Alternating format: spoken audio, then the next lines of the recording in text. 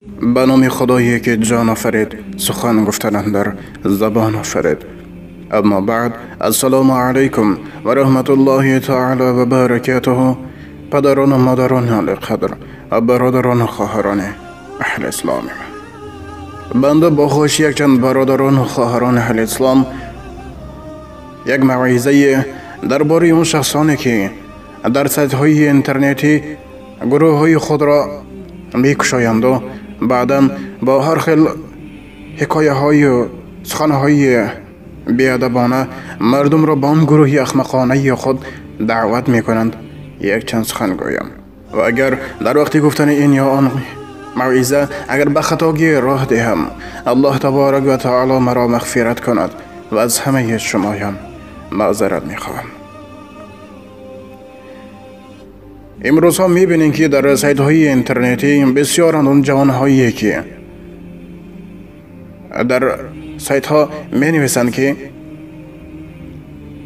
پسر 19 ساله با خواهر فلانیش فلان کار را کرد، اگر میخواهی به این گروه دعوت شو تا آخرش خود با چشم نبینی. ای انسان، از غضب خداوند بترس و از این کار خطایی که سزایش بسیار مدهش است دست کش. و یا اینکه امروز ها بسیارن بازن بسیار جوانهای بی عقلی که در سایت های اینترنتی درباره سرایندگان و دیگر مانند چنین حکایه های بیادبانه پهن میکنن. ای برادر و ای خواهر اهل اسلامی که با چنین کارهای بیادبانه کار میکنی، در خاطر دار خواه در زندگی باشد و یا در اینترنت فرقی نیست، هر یک اعمال ما با تو در نامه اعمال نوشته می شود.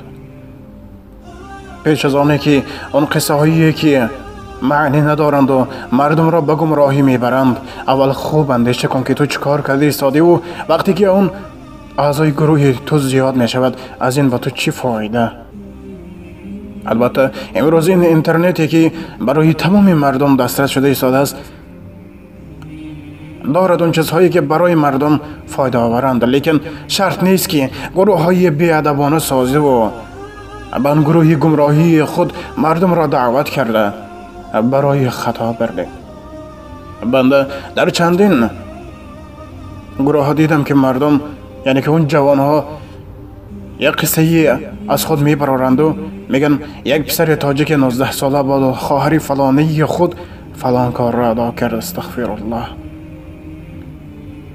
حالا که تهمت بنده مسلمان گواه طلب میکند، تو از کجا دیدی که اون کار خطا کرد؟ و امروز ها باز بسیارند اون جوان هایی که یک چند دخترها را به سایت های اینترنتی میبرارند و میگن در کافه چیکار کرده استادی و در دیگر. ولی در این بابت یک برادر دیگر ایمان بسیار خوب قید کرده است. ای برادران، ازای بنده مؤمن حرام است. این را بینید که اون موری که گزنده است و میتوند انسان را بکشد، وقتی نمی‌نوازه از اون خانه خود میبراید و با اون رقص میکند، یعنی که با اون سخن شیرین، با اون آواز شیرین میبراید. وقتی تو یک انسان را نصیحت میکنی، وقتی تو یک انسان را برای راست پند اندرز میکنی، انشاءالله که بدل او هم یک مهری پیدا میشود، از اون کاری کرده خود پشیمان میشود. لیکن شرط نیست که گروه های بیادبانه سازی و اون نوارها را ثبت کرده برای دیگر مردم پیشکش کنید تا اینکه اون را مردم باز بد بینند. پروردگار میگه ان الله یحب العفو. الله تبارک و تعالی بخشیدن را دوست می‌داره چون که خود بخشنده است. وقتی تو عیب یک بنده را پنهان میکنی، روز محشر پروردگار نیست عیب تو را پنهان میکند و برای تو مکافات لایق را نصیب میکند انشاءالله.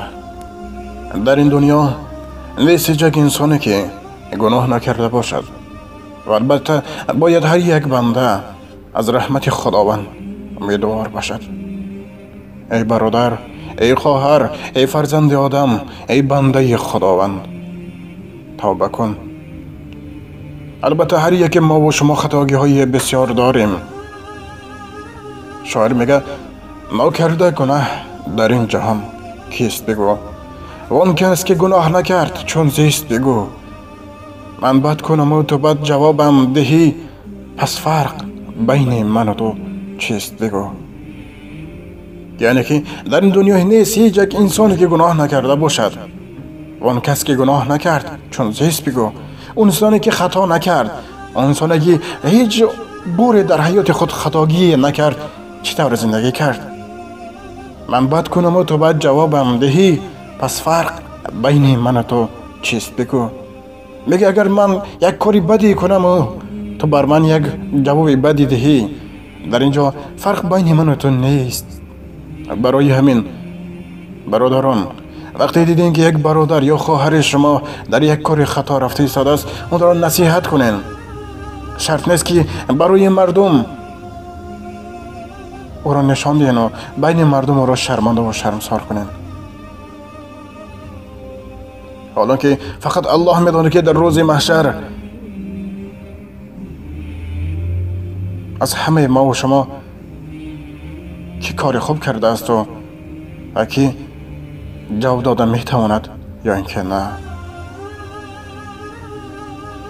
مسلمان بودن تو کی بکار است، مسلمان مردن اینجا اعتبار است. در وقت مرگ مسلمان بمیری، این است که یک نعمت بی‌بها. لیکن در دنیا من مسلمانم گویو یک برادری مسلمان خودت بین مردم شرمنده کنی. من مسلمانم گویو هر خیلی حکایه های بی ادبانه و غیر شریعتانه از خود فکر کرده برآمده او را برای مردم پیشکش کنی و مردم را به گمراهی اندازی. وای بر حالت. بار دیگر میگویم برادران و خواهران، یک لحظه خوب اندیشه کنین و پیش از آن که حکایه ها و آن افندی هایی که بین مردم پهن میکنین استغفر الله گفته به کار خوب دست زنین. یگان حدیث صحیح پیامبر را بگیرن و برای مردم، برای اونی که اونها یک خطاگی خود را اصلاح کنند پیشکش کنین. لیکن فلان سراینده با فلان سراینده دیگر زنا کردن و اگر خواهی ببینی بین گروه آخر شب استغفر الله اون گروه لعنت زده است، استغفر الله روز خود هم به اون عذابم گرفتار میشوی.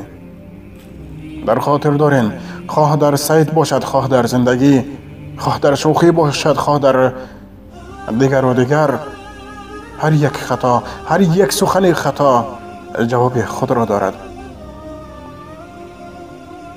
زیرا دین مبین اسلام سخنهای بی اساس را نفرت دارد. یعنی دین مبین اسلام بر هر یک سخنی که میگویی دلیل و اثبات را طلب میکند.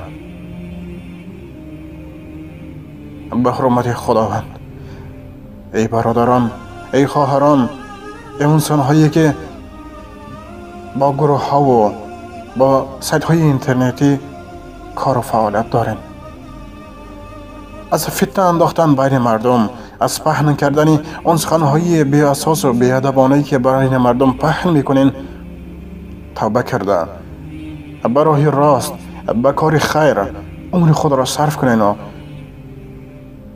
مهر و عاقبت برادری و خواهری خود را بین مردم مستحکم کنین.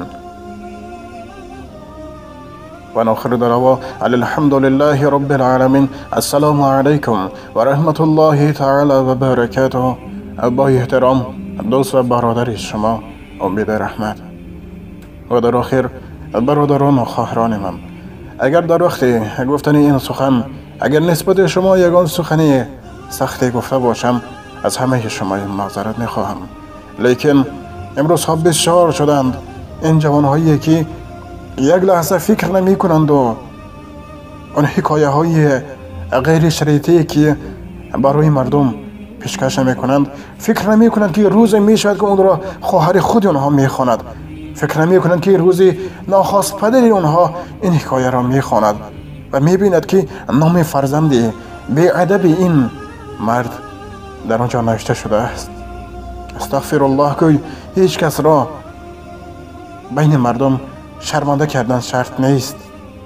اول خطاگی خود را اصلاح کن و بعد به دیگران یاری رسان و اگر یاری رسانده نتوانی حداقل ضرر خود را نرسان. الله تبارک و تعالی هر یک ما و شما را به راه راست اهدنا الصراط المستقیم هدایت کند و از راه خطا، از کار خطا، از راه شیطان و از وسواس آن در پناه خود نگه دارد. حسبنا الله و نعم الوکیل. بسم الله توکلت علی الله لا حول ولا قوة الا بالله العلی العظیم.